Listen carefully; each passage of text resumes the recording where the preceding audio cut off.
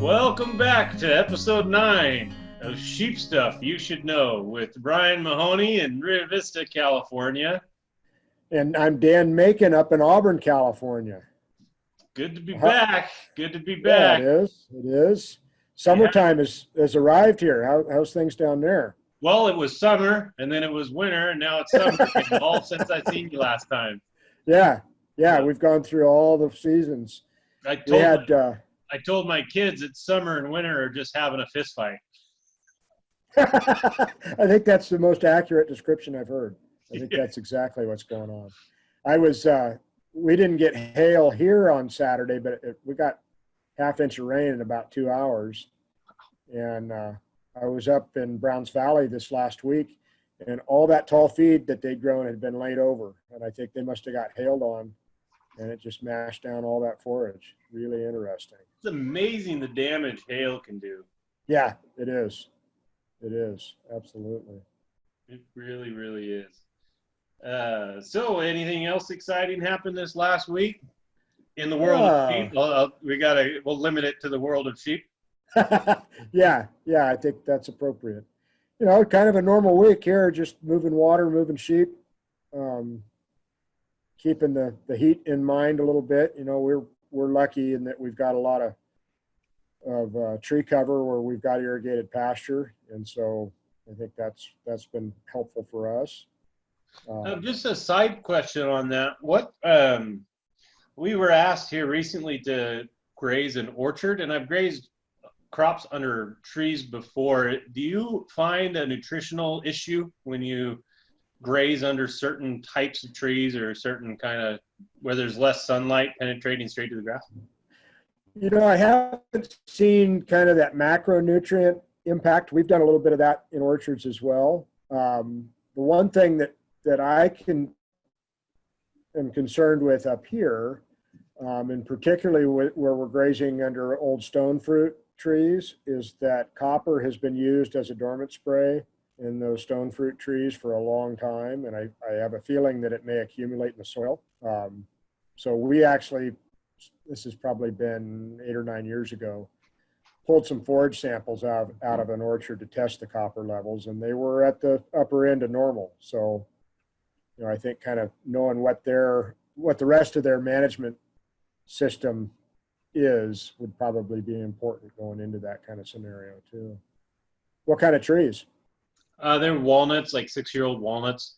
Okay. We're not going to do it. It's a little too far outside of our arena where we're at, and but only by like maybe 4 or 5 miles. But it's just far enough away, and it's just small enough to not really pencil out when you justify the moving the livestock and the labor and the water and all that. But for the right guy, it's a good opportunity. So we gave him a couple names of some neighbors, and hopefully they'll find someone.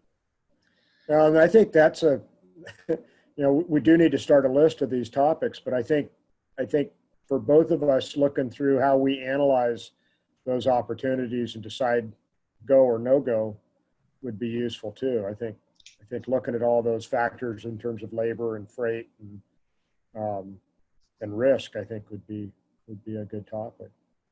Yeah, for sure. And maybe even, I don't know if we could do it, but maybe even figuring out how you value your how much rent you can pay when you're renting a piece of property versus how much you have to charge when you're custom grazing a piece of property. It's hard to do that without getting into too many specifics, but that would be a really interesting wormhole to dive down one of these days. Yeah, it would. And I think there's some of our colleagues that it would be good to pose some of those questions to. You know, I think it'd be good to have an interview format for that. Absolutely. So what's the topic of the day? It's your turn. My turn. So we're going to talk about high tech sheep herding today. Got my phone. And I got my pen. What else do you need, right? Nothing. What else do you need? So, you know, I talked to you a fair bit about this, but you guys have adopted some really innovative technology in all of your operations.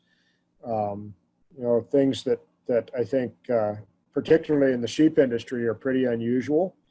And I thought maybe just starting by asking you to describe the types of technology that you use and kind of how you started using them. What do you find most useful?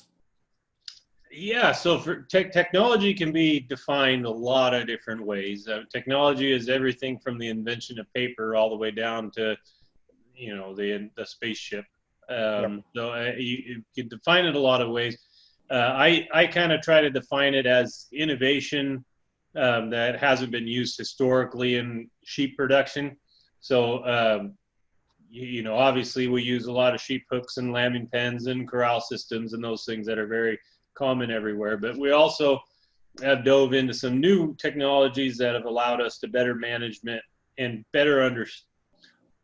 It's more than better management. It's allowed us to understand our animals better, which informs our decisions, and it either verifies what we thought we knew, or it disproves kind of, they have those general rules about different types of livestock.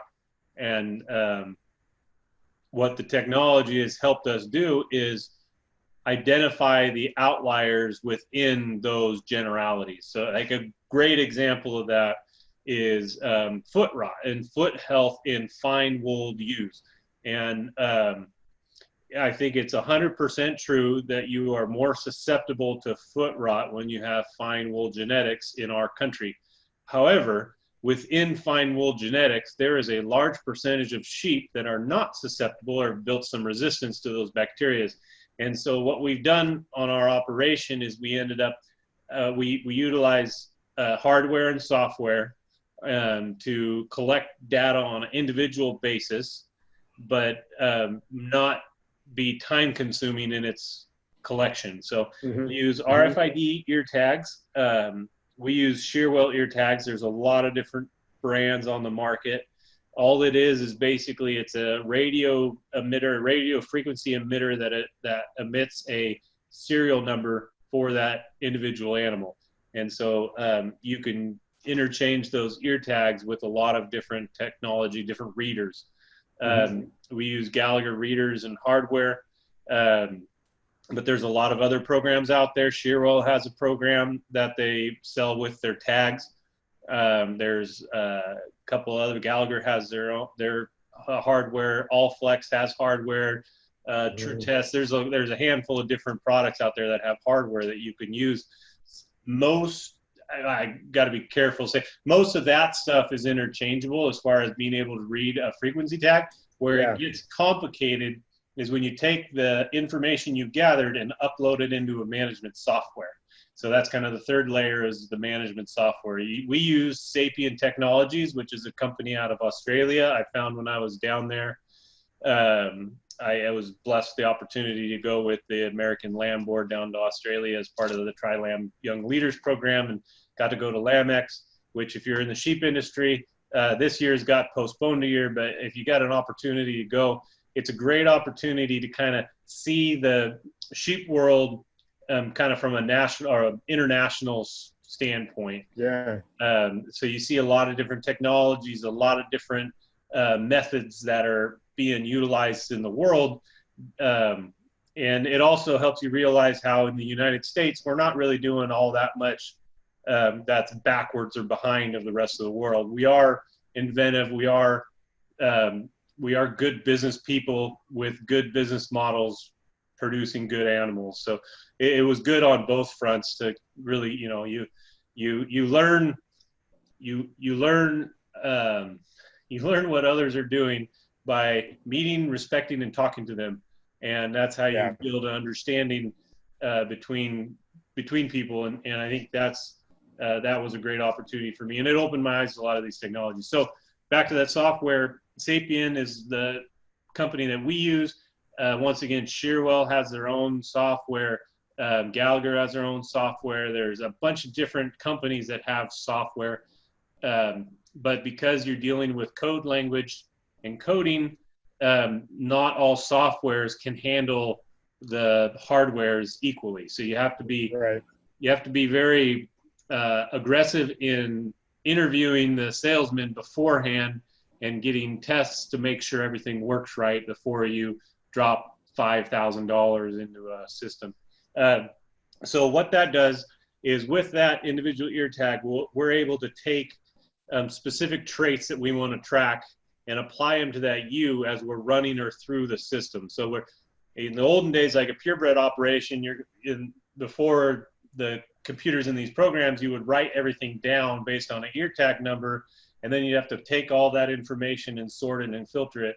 What the technology does, or the software in combination with the hardware, what that does, it allows us to quickly scan and upload that bulk data for two to 4,000 sheep into a software program that kind of sorts and filters a lot of that for us. Mm-hmm. And so we're able to collect a lot larger breadth of information without putting a whole ton of extra labor into it. We do put different labor than we would have before. So it has increased our labor demand especially in the tech side of things. So from a management perspective, it takes more time to do all of that stuff. But from a efficiency standpoint, the production of those ewes has improved so much that we more than made up for that that additional labor cost. Talk a little more about that efficiency piece, because I think when I think about the kinds of technology things that you're describing, I think about management information, and so I'm making more informed decisions, and I'm sure that's part of it. But is there other efficiency gains that you've seen in your operation because of the technology? Yeah. So the number one thing we did to improve when we sat down and wanted to do this, we wanted to make sure we could pay for it. So we picked one thing and we focused on that one attribute, and it involves genetics, but also a lot of other things. And that was our foot quality and our overall herd health. And so the foot rot was costing us a lot of money. We were having to spend a lot of time treating the animals. We were spending a lot of money in medicines. We were running into issues with rebreeding back because of the poor health, all those kind of things because of that. And once we started, we started recording information as to whether they were infected with a hot infection or an old infection, whether the foot was overgrown hoof or not, and then how many feet we ended up trimming per ewe. And then we took that information and we automatically sorted those sheep into different categories. And the ones with good, strong, sound feet, we bred to our maternal rams. And then the ones with the poorer feet, we bred to our terminal rams. So that way our replacements were coming from those good, stronger footed ewes. And we're now about 5 generations into that. And we're really seeing the benefits on the foot health now versus back then. I haven't seen the numbers for this year, but we went from spending about $15 per ewe down to about $3.50. Wow. And I gave a presentation at a land board event and then also at ASI. And within that, I had the data, the breakdown of all of the changes that we've made as a company in the technology arena. And I took the easy to account for improvements and put a value on them and showed the amount of money that we've saved doing that. The other big arena that we saved a lot of or created a lot of efficiency in was in our fertility and our breed backs and our not maintaining not maintaining for an additional year unproductive ewes. Mm-hmm. We took our conception, I guess, so I guess you'd call it our lambing percentage. So it's lambs weaned per ewes exposed. We took that from about 89% back in when we started to we're right at 120 now. And so between the foot rot improvement and the lambing percentage improvement, the other big factor we saw improvement in is our wool clip quality. Mm-hmm. And I won't get into details on that right now, but it's the same kind of thing. You go and you track what you're doing and you're able to make informed decisions and it improves your overall clip. I was really impressed on the wool just because I said I'm not going to talk about it. I'll talk about one thing. The one thing that I was really shocked about when I went through our ewes by hand to input the traits and sort our coarse wool sheep out, I was absolutely shocked at how many wool blind, coursed, short fleeced ewes I had. So the old adage is, those real wool blind ewes are your finer end ewes. Well, some of our finest ewes are completely open faced, but Interesting. they're a heavy merino influence, or they've been selected that. The other thing that we really noticed is on a lot of the coarser wool Rambouillets, the fleece length tends to be short. And so it might be a fine wool, but it's a real short clip. And so we need that extension of that clip. So we pull some of those out, and those factors have all really improved. But on 4,000 ewes, with the improvements that we've made, it is about a $300,000 opportunity cost that we've been able to realize through these improvements on 4,000 ewes. And Wow. so it's been really incredible to see the improvement. A lot of that's in that lambing percentage, but Sure. there is a big chunk in that foot rot, and then of course the wool quality. And we kind of try to add a trait every year or two to our collection system to try to get better at what we do. So what's on the horizon for the future in terms of that data collection? What do you think the next frontier is? Oh, I would say probably age. Okay. So the longevity of the ewe, that's a real, it takes time to learn how long they're going to live. Yeah. So it takes time to collect that, but now we're, like I said, we're about 4 or 5 years into that. So the ewes that were all first tagged are now working their way out. You know, typical on our ranch, the production lifespan usually get 5 lamb crops. Yeah. Is kind of the turnover. But so we're hitting that point now where those are starting to term out. But to identify those ewes that are living a productive life cycle, we're getting 7, 8, 9 lambs out of, we want to be able to identify those. And maybe they have poor wool quality, but they have, you know, you're able to get 4 extra lambs out of them. Well, if that's the case, we want them in our herd. Right. So we just want to autograft them off when we shear, but keep them bred to the maternals because we want those daughters of that genetic line within our system. And so I'd say that longevity is the next one on the list. You know, I think one of the points that I'm taking away from this is that you're not looking at technology just for technology's sake, not because it's cool, but you're identifying those traits that either cost you money in terms of added expense or provide revenue in terms of added productivity, and figuring out how to measure and evaluate those using the technology you've got. Is that a fair characterization? That you're 100%. looking at what? Okay. 100%. I'd say whenever you make an investment, you need to know how you're going to get paid back. Yeah. You don't want to just spend money to spend money. Yeah. And so you have to make a plan, then spend the money, and then prove your plan right or wrong, and be willing to cut your losses if you screwed up. One of the first things we did is we bought EID tags and software, one of those lined systems where it was all the same brand. Mm-hmm. Well, we started using it, and we realized very quickly that it was way too cumbersome for what we needed. And so within, I think, 3 months of getting that, we sold the data collector, the reader. Oh, okay. Right away. And we bought the Gallagher, which we're using now. But it's personal too. It depends on your own capabilities, your own comfort with who the support is, because you do need to call your customer support.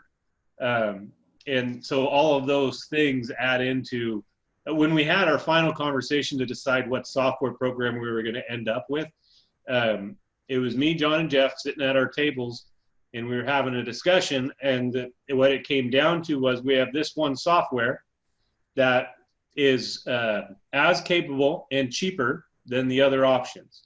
However, it would take more management time to input all of your data and build the information banks that you want, versus this other system has all that built in, but it's more expensive. So the initial vote was, we're going to go with the cheaper option. And then I asked Jeff, who was the one that had to do the inputting, I said, do you have extra time? As we sit right now. And he said, no. I said, well, then we need to go with the other one and spend the more money, because when you figure your hourly rate and you back it up versus this other one, that free system is now more expensive by double of what Right. the other one is. And so it's really important. It gets down to that personal capability and the person's time and ability to be able to input and then analyze that data. And where that person's time is most valuable. I would, Absolutely, 100%, yeah, yeah. 100%. So do you think that there is a relationship between scale of operation and the type of technology that might be valuable? For example, would that be valuable in an operation my size to have that kind of information? And how would you analyze it?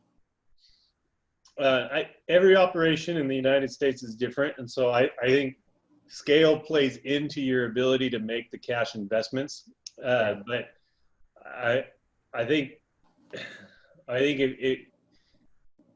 you just have to identify what issues are costing you money, and if you need to implement some kind of technology to improve that efficiency. So if you're having trouble tracking the fertility on your sheep, and it's costing you money because you're dumping nutrition demands for a twin into a single lambing ewe every single year, and that's adding up cost and labor and time and all those things, and you can't track it because of that time, then yeah, you probably should put something, implement some of these things. However, you certainly don't need a $20,000 squeeze handler and Right. an auto drafter reader. Right. You need an Excel spreadsheet and a scanner. Right. you know, Right. and Right. so, and $1 ear tag. So it really depends on what your operation is facing with, what the problems that's facing your operation that you want to improve. Put a value on the cost of that, on what it's costing you now, then implement the technology and see if it makes up for that cost or not. And then if it doesn't, get rid of the technology and stop. Yeah. And then scale comes back to, if you're profitable at scale. If you're not profitable at scale, don't make any investment. But if Exactly. the scale comes into the ability to front capital to implement these things. So the smaller scale, the harder it is to come up with the upfront capital to do that. No, I think that's a good point. I think the other key point for me there is, what are the weak links in your operation? So if your weak link is that you're too small to be profitable, no amount of technology is going to improve that. But if your weak link is the efficiency of your labor or the ability to select replacements that are going to be more productive than another set of replacements, then perhaps it makes sense to start looking at that technology. So kind of an example of how you can have so many things that wouldn't happen on a small scale, but happen on our scale. Not that we're big, but we're big enough. But our bum lambs, we would, or our bonus lambs, as Pipestone Lamb Group likes to call it. That was a shout out to you guys. But our bonus lambs, we would take them and we would graft lambs to use in our jug pens. Well, the minute we started tracking the cost and the efficiencies and the labor and all those things, we realized two things. First thing is, the majority of our bonus bum lambs were white-faced females that would be retained as replacements. And so when we took those white-faced females and we grafted them onto a ewe, that ewe lamb got weaned as a single and put into our replacement herd. But yet her maternal mother, her actual mother, had fertility issues or lambing issues or mothering issues. So we were maintaining those poor qualities within that herd. That was the first thing. And then the other thing we realized is the amount of hay and labor and time that we were putting into a graft versus the cost of milk and raising it on a bottle was crazy. And the reason why we were always grafting is because historically we would always graft everything. We've done that for the last 50 years. But when we started doing it, you were paying guys $30 a month in 1920. Right. And then, labor was fairly cheap, but now we're paying guys, $13, $14 an hour. Yeah. And here, and we're going to be 15 here in a year. And at lambing, all the guys are getting overtime. So that's going to be time and a half. Well, if you're paying time and a half on $15 an hour to graft one ewe that you could just put on a milk machine in the morning and not have to put that labor cost into it, it was a absolute no-brainer to go that way with them. But we never would have realized it if we hadn't actually sat down and looked at that data. Yeah. Because that's what we did. That's what made sense. That was the history of the operation, was to graft these ewes. Right. And it was fun. It was rewarding when you send out a grafted ewe. But when you looked at the economics, which the individual animal ID technology allowed us to do, we were able to realize how inefficient and how expensive that process was. And we were able to make a change. We've done something a little bit similar in tracking some maternal ability traits in all of our sheep. We have done that prior to using the EID tags and the scanner. But the inefficiency in our system was up here. And so that'd get written in a book, and then maybe it'd get put into an Excel spreadsheet, and maybe it'd show up at weaning or at flushing time, and maybe it wouldn't. So I'd have to remember, is that a ewe we want to keep or not? And so I think it's helped us, even on a small scale like this, really improve our ability to track those traits that are important in our system to minimizing our labor inputs, especially at lambing. Is there any downside to technology? Anything that is a negative to it? Yeah, I'd say the biggest one is it's the capital, it's the upfront expense that it costs to jump into it. And it's so exciting and it's so new and cool and fun that you can dump a lot of money into something that doesn't pay you anything back. And so I think that's the biggest thing. That's why I kind of stress that it's really important that you analyze your decision throughout after making it. It's easy to spend all the time making the decision, and then once it's made, you just run. And it's really important to keep proving yourself right, because I find myself, I'm more often wrong than I'm right. And so you just always got to be open to the fact that, you probably are wrong in this, and it might not be the technology you bought's fault. It might be the way you're implementing it. So you really got to be hands on the ground. You got to know exactly what you're trying to do. You got to see and make sure it's being implemented the right way. Buy-in from the guys you're working with is super important when you're doing this kind of stuff. When you change any process, you need buy-in, but it's really challenging to do that. And that's probably the biggest downside, is it's really easy to, if you just went and bought a bunch of robots and put them everywhere and they did cool things, it'd be really fun to do. But all of a sudden, if you didn't put them in the right places or didn't use them for anything, you'd be broke, because you'd spend a ton of money on robots and not get the value out of it. Really important to do the economic analysis. Do you find that there's is there some lag time in terms of buy-in from your crew? I mean, I've worked with you guys a little bit. People embrace it right away. Yes and no. I'd say generally, yeah. It's really important to be realistic of the expectations of the guys. So like a real good example of this is when we decided to first put these tags in the ears. Jeff and I sat down and rewrote a list of 56 traits that we wanted to record. And we were just so gung-ho on this, and we were going to change our sheep, and we were going to record all this stuff. So we got the sheep, and we told our guys, all right, guys, we're bringing the sheep. We're working them today. We're going to record all this data. Well, it took us about 4.5 minutes per sheep to record all that data. And so if you take 4 minutes, I'll just do the math right here. If you take 4 minutes times 4,000 ewes divided by 60 minutes in an hour, that's 266 hours that we'd be recording data. So we realized really quick, like, no, this is not working. We got to scratch this brilliant idea. But if we would have just been hard-headed, and if I would have just said, oh, hey, guys, you just record that data, and then it come back a week later and say, why the heck isn't this data recorded? You're still running sheep through the chute. Then you wouldn't have that mind. So you got to be realistic about that kind of stuff. And like I said, be willing to change. In that case, it wasn't the technology's fault that that wasn't working. It was our expectations were wrong.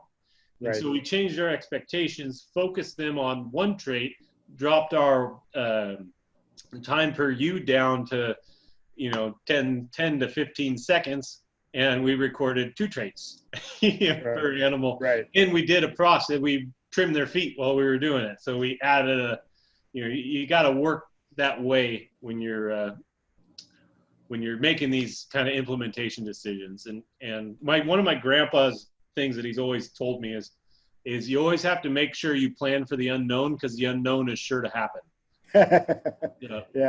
Yeah, absolutely.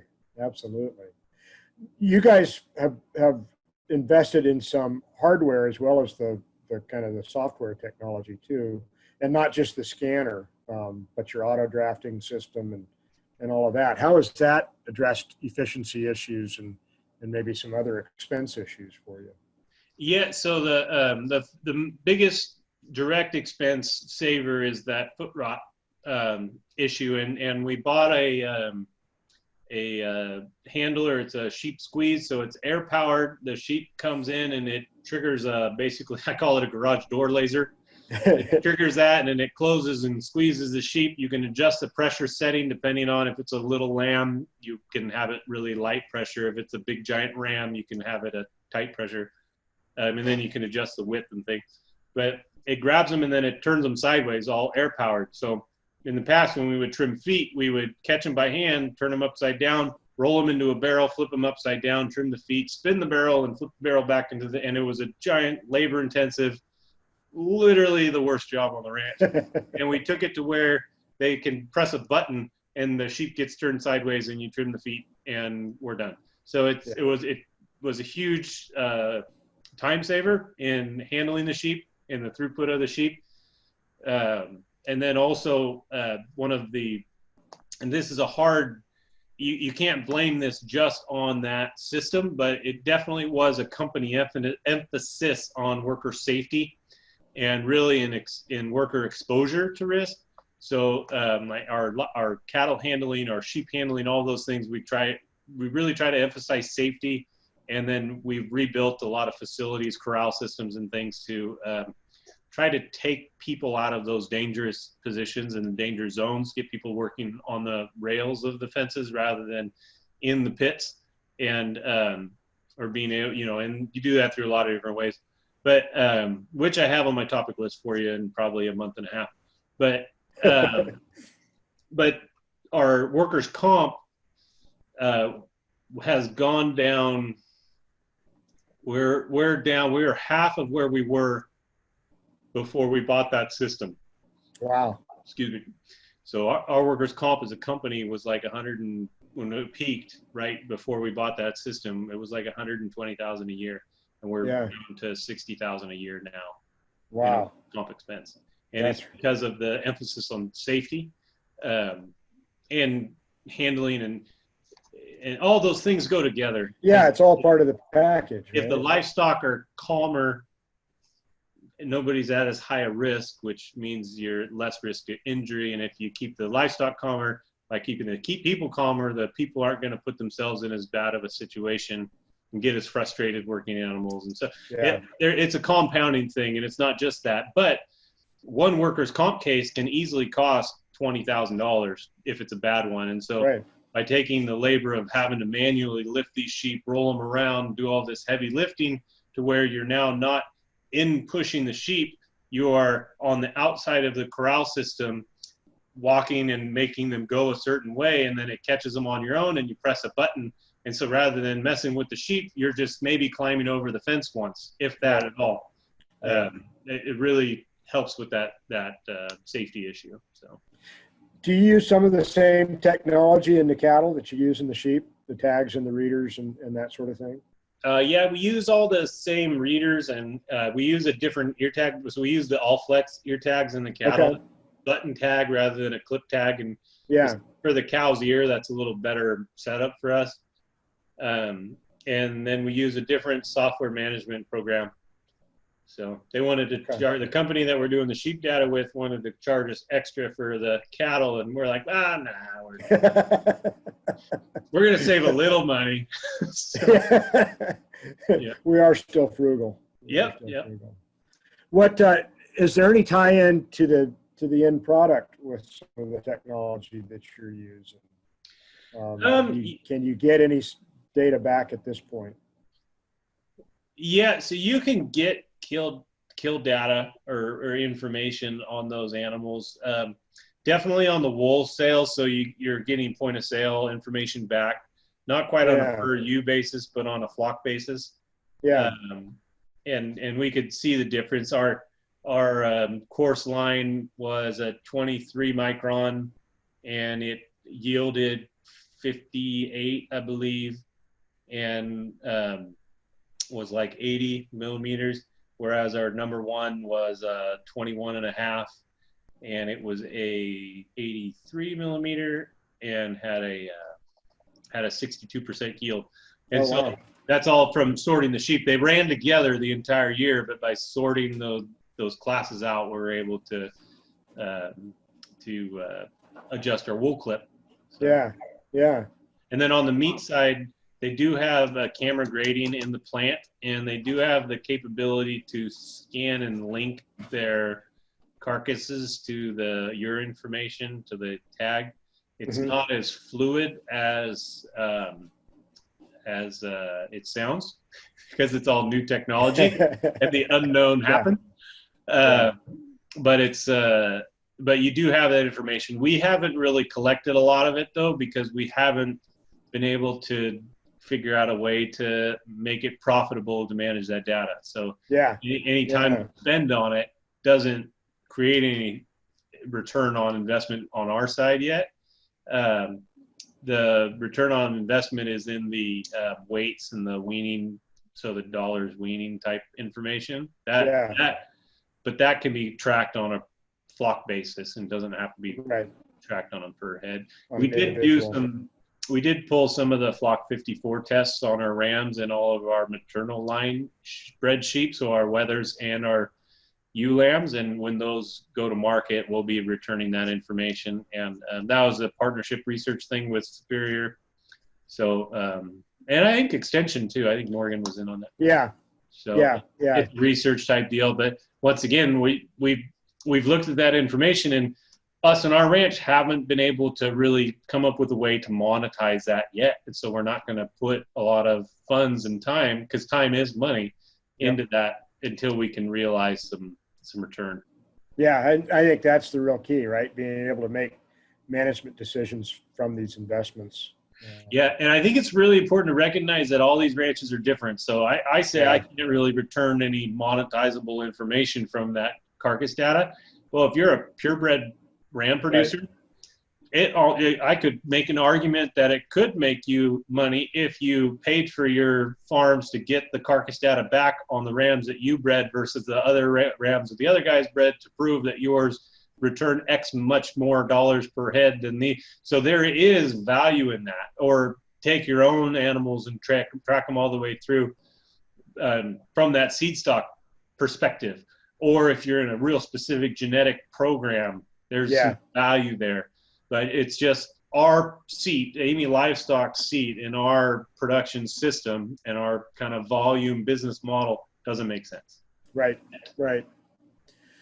So I guess my kind of last question for you comes down to something I've heard you say on several occasions when you were talking about technology, and I think to me it's really profound.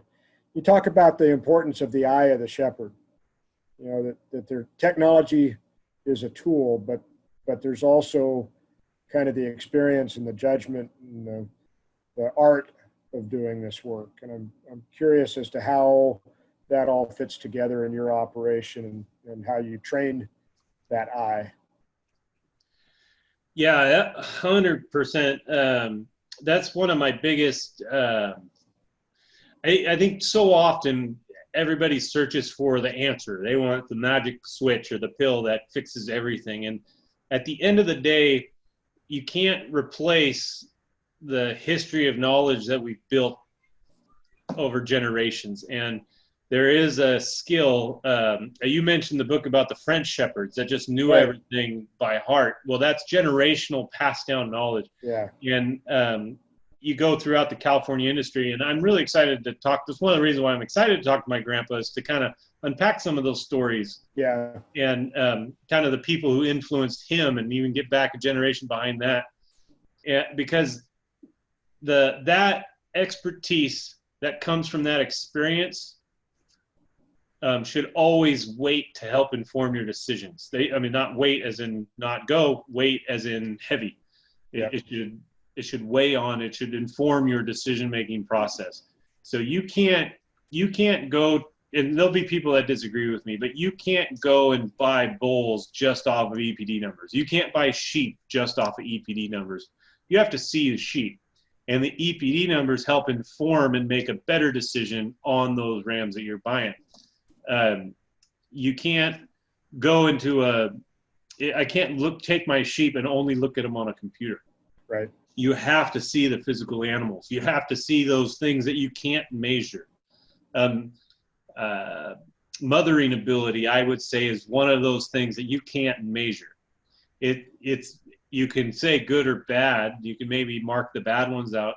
But true mother, there's just some animals that have that instinct so much stronger than others.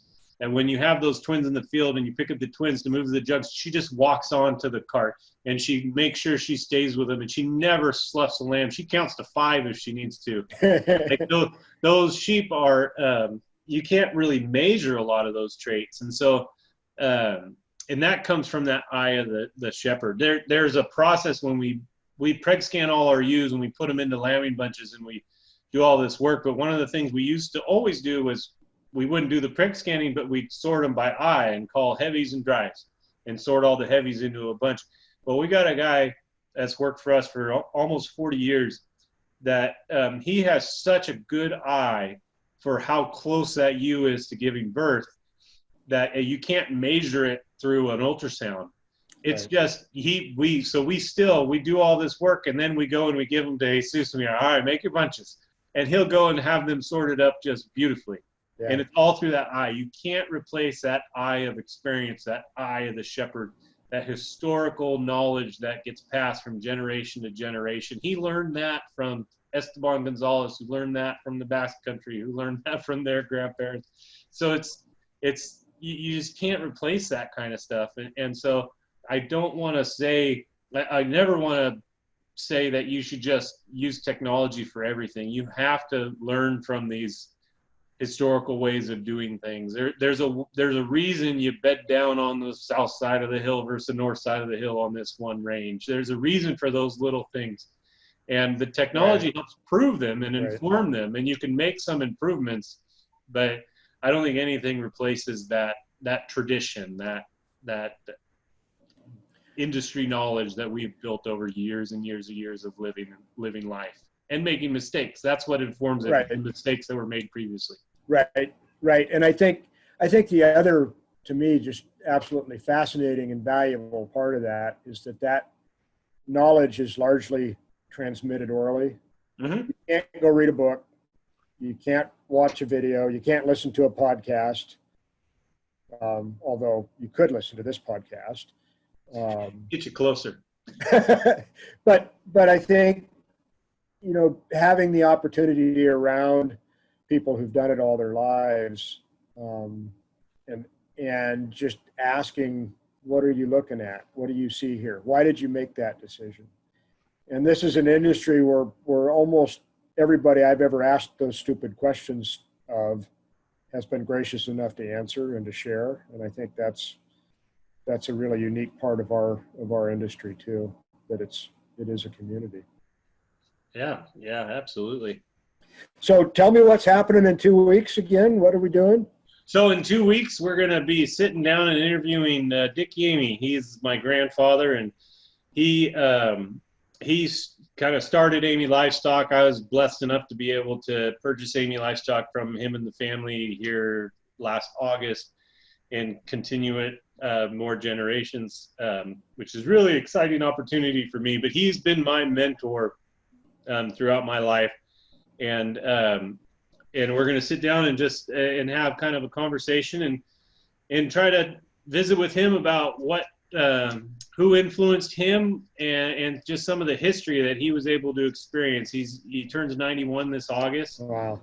And just as one of those guys, former president of the Wool Growers Association, he's had, I don't know how many sheep he had at his peak, but he's done a lot of stuff, and everybody in the industry in California knows of Dick Amy, and to be able to sit down and record some of his knowledge is going to be it's going to be one. I know it'll be really cherished by my family.